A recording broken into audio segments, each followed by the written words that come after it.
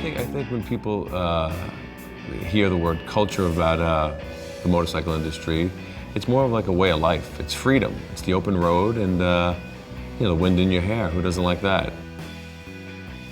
Well, a motorcycle in general is an iconic form of transport. It's not like a car. There's an image that's involved with it. A little bit of an outlaw image, a little bit more of an adventurous soul to it. There are, iconic American heroes who were motorcyclists: Elvis Presley, Steve McQueen, Marlon Brando. People like their bikes.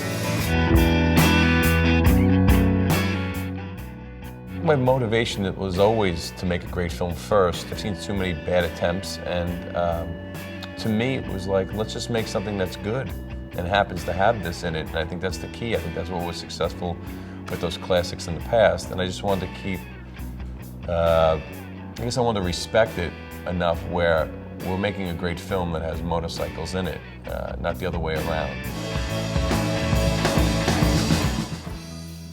When I first started writing this film, I always knew Billy was a bike enthusiast, but I didn't know to this extent. And the first time I met him and the first time I came down to the shop, I was just blown away. To have Billy involved is just, it's kind of a weird full circle, you grow up listening to somebody's music your whole life, and now to have him be a part of this film is just very cool.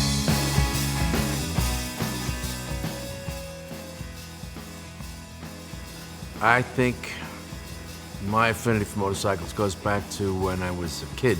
If anybody remembers the first time they rode a bicycle and they realized the independence that it gave them, the mobility it gave them, it opened up a whole world. I think people that are interested in the motorcycle industry enjoy things within it, whether it's buying T-shirts for uncles and aunts when they're away and they can buy things that have motorcycles on them, or Daytona Bike Week.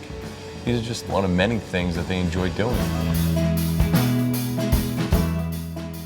Man's man, a father, a husband, we're just out there trying to do the right thing in life for his family and himself, and just to better the world that his loved ones live in. And unfortunately, as you get older in life, you think you have an idea of how your life's going to go with, based on what you've lived already. And most times it doesn't go the way you like, and it doesn't go that way for John, and he's devastated when he loses his wife. When that demographic gets changed, he's kind of somewhere in the middle now, and he's a little lost, and he needs to find himself, and he takes to the open road on some good advice from his daughter.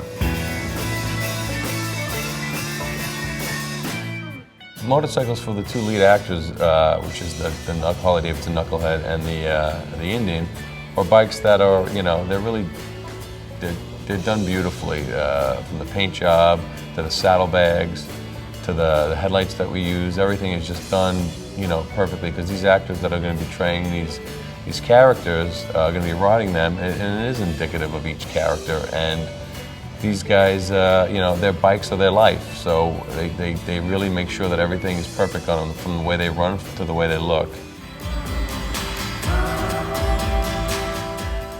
Like the script, these characters evolve. They have their ups and downs. They start at one point, they end up at another point, at a place that they didn't really expect to be at. But I think what's great about it is it's kind of like life. That's what's relatable about it. I think people will resonate with this film. I think some of the great bike movies in the past are obviously Easy Rider and The Wild One. I think they set a tone because they were good films first, and they just so happened to have motorcycles in them. I don't think you can do it the other way around. It never really seems to work that way.